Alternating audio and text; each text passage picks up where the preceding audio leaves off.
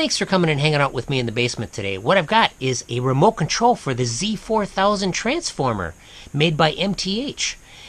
And one of my viewers suggested is like, hey Jeremy, you should really look into this. And it's like, I'm thinking, okay, in this layout I've got the transformer pushed back, and yeah, it'll be kind of nice to, use it remotely, and I really didn't think too much of it. But now that I've got one, it's got a feature on there that I didn't know about that I really like. This is great for conventional control. MTH, Lionel, whatever you're running conventionally, this thing works really good. Let me move these trains out of the way and clear the tracks, and we'll get started. So here we are, the Z-4000 remote control system. It's my impression that they only produced this for a few years. I'll put a date in here of when it was cataloged. But it includes two very important components. And if you have a Z-4000, this is really important that you have both of these if you're going to run conventionally and use this remote control. The first one is the receiver. This is usually sold for separate sale on eBay. Seems to me the average price on this is like, as of 2024, just to make quick research, is about 75 bucks. And it includes a port here. And what is that port for? Well, you don't need to hook up this port when you're using this remote control, but that's for when you're hooking up the Lionel control system, various control systems. The Lionel systems can use this transformer by hooking up into here, into this data port. That's kind of above my skill set right now since I don't have those systems. So just know that you have to have the receiver to do this, and they are not currently making this, and they probably won't again. I mean, who knows? I mean, maybe in the future they'll make some, but right now MTH is not doing this, so used is your only bet. Here is the remote control. Pretty straightforward. Takes 4 AAA batteries. These units are not... they're linked to each other, but they're not like, I could buy another receiver and a different transmitter here, and they'd work fine together. So you don't have to buy a matched pair. So that's really nice, and it's super easy to set up too. But we'll just go over some of the functions here. Track 1 and track 2, there's the two handles of the remote control. You got the various buttons that are on the transformer and the throttle lever.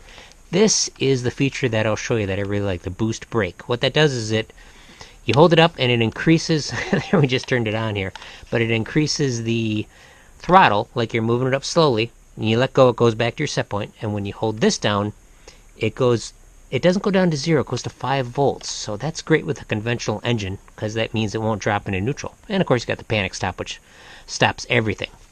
We've also got this button down here, and what is that for? That's for if you have multiple Z-4000s, you can set this up to operate multiple units. Let me show you how to hook it up, and let's run some trains.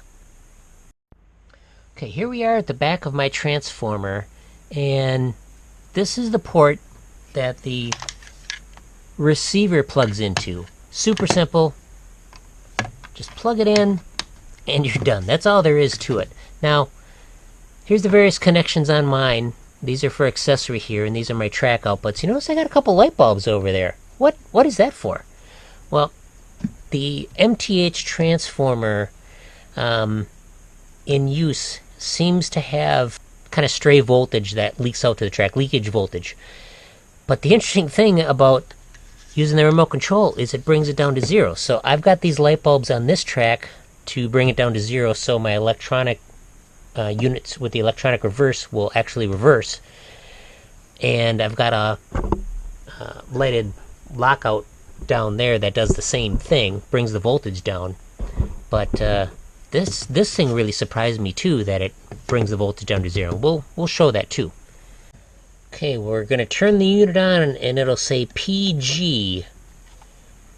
And if you haven't run this before, if you change the batteries in this guy, you need to link the two together.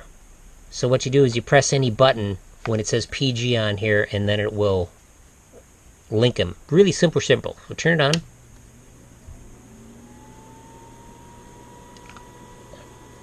PG, just hit a button there, and then we go. It looks like AC, but it's actually supposed to be RC for remote control. So we are controlling the power right now. Here's track. I pulled the trains off. So here's track 1, which is right there. And here's what's great. Right down to 0. Perfectly right down to 0. So let's see, we'll put it on 6 volts. And we'll slide over to track 2, 7 volts. If I hit the direction, back down to 0, let it up, 6.5. And you'll see this with a train on, but if we hit the boost here, bumps it up, let go, brings it back down. Hit the brake, goes down to 5, let go. Hit the panic stop, everything goes there. So this is really a neat remote. But like I said, the transmitter and the transformer does not communicate with this, which makes it kind of interesting, but it works out okay. Alright, so I talked about that leakage voltage. Let me show you what that is. I'm going to leave, I'm not going to touch the remote. We'll let it go into normal control mode here. We got, alright, all we got to do is hit some buttons here, and now we're in normal control mode. But see, I've got 0.3 volts sitting on the line when my handles are down. Some of that could be adjustment of the potentiometers, but it really doesn't cause a problem, especially in a post-war unit, to have a small amount of voltage. But I noticed with this locomotive here, after I put in that electronic reverse unit, it was very sensitive to that, and so I had to put the extra bulbs on the back just to kind of tamp down that voltage. I'm going to pull those off right now, because especially with the remote control, I really don't need them. Let's see here. Let's see if I can loosen this up enough and hopefully not break my connection of the wire. There, I just pulled it off. 0.6. 1.9. Yeah. So I thought that was quite interesting. So let's go back to remote control here. We just push any button, and boom, brings it right down to 0. It's really amazing. All right, let's move the camera around and run some trains and show you how it works. All right, here we've got everything set up, and we're on track 1, which, and the way I've got this installed is the tubular track. So we've got the MTH EP5 here. I'm going to put it up to about 12 volts. Probably work under 10, but we'll get it out of its starting state first.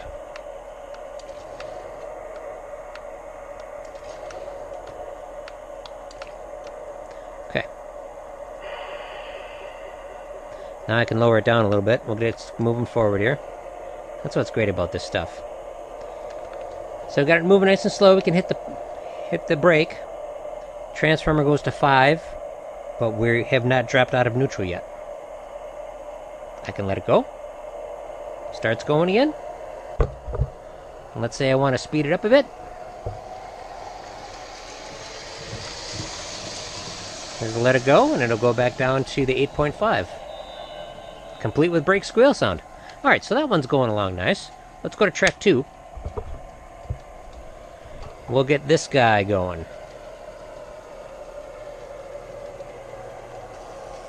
Okay, this is a Lionel MPC era with a standard electromechanical reverse unit in it. Got about 12 volts here.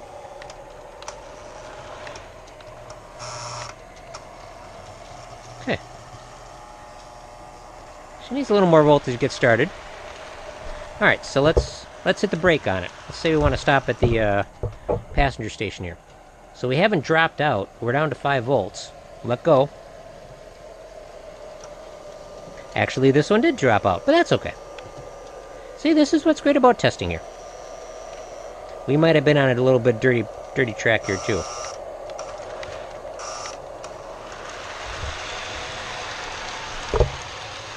Alright, so let's switch over to track 1, and we'll hit the bell. Well, we'll do the horn.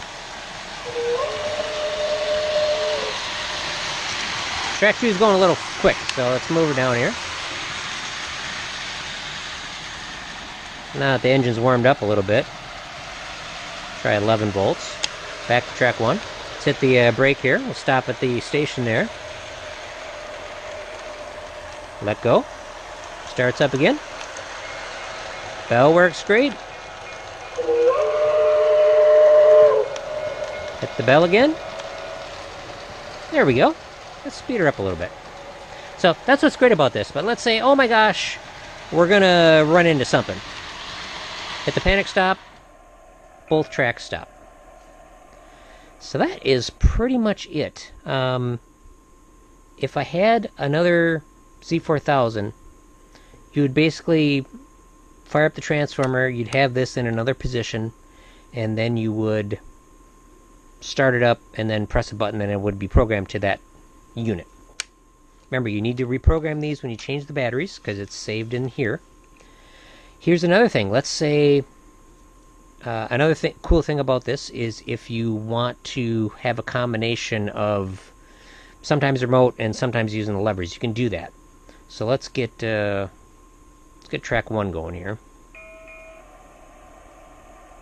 Let's go to 10. See if that's enough to switch it. Alright, it needs about 12 volts on the MTH Proto 1. That's a Proto 1 sound. Okay, we're going backwards here, which is fine. It's an EP5, it can go either direction.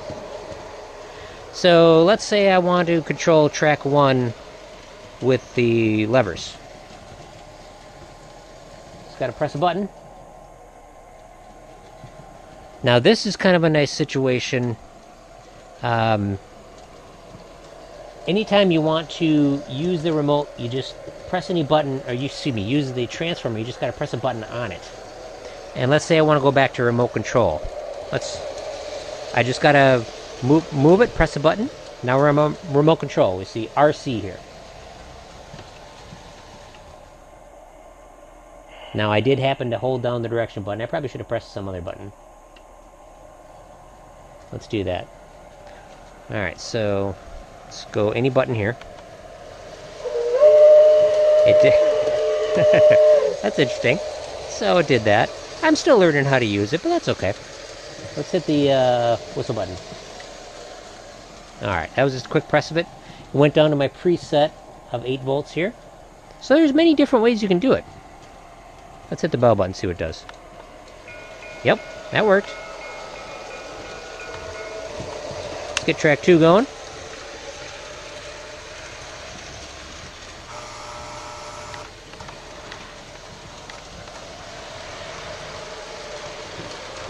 Let's say I want to have this, I don't know, maybe here.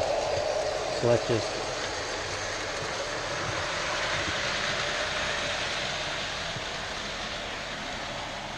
really offers you a lot of variety in how to do stuff. So let's bring it back to remote control power here.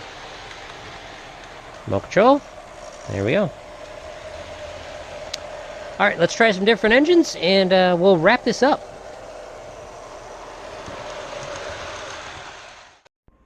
Alright, here we've got my oldest engine. I believe it's a 1947 or 48 221 Streamliner. Let's see, I don't know how I got the lockout lever set, but we'll see what it does.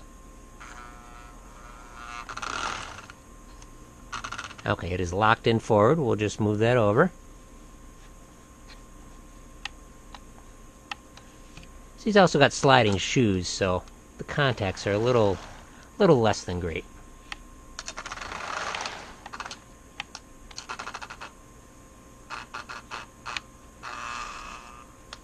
Yeah, so at 5 volts, this one will actually drop out. So different engines work differently, but that's okay.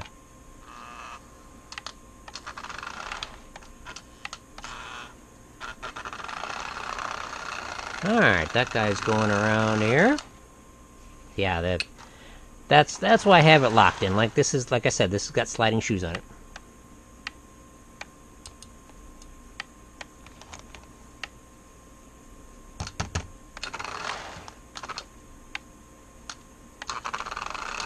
Alright, we are locked in forward here. Let's go to track 2. We'll fire up this guy. This has got the Daily Electronics reverse unit in it. Starts out and forward. I have no problems reversing it like I did before.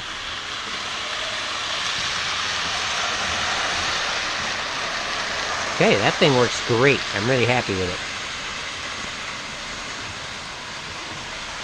Our streamliner's going a little fast here, so track 2? Try 9.5. Little dirty track right here, apparently. That's alright. It can be finicky. It's earned it. Alright, so let's look at our other train here on track 1. Speed it up. Let's go 10 and we'll try the boost feature. It's great for getting around a corner or something like that.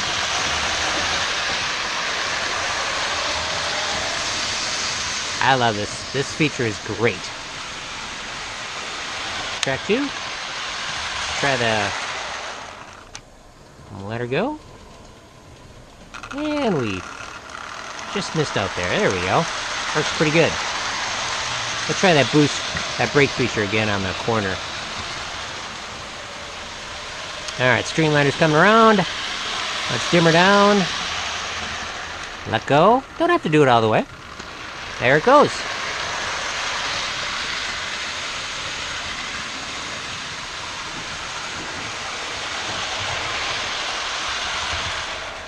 Track 2. There we go.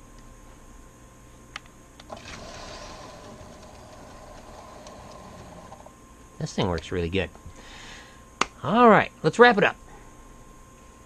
Well, from post-war to modern, this thing works pretty darn good. Let me say one more thing about this. The transmitter here does not receive any signals, so if I just leave this sit for 10 or 15 minutes, this will actually go to sleep. And it remembers where it was, which is pretty cool. All you gotta do is hit a button or move the throttle a little bit, it'll pop right up.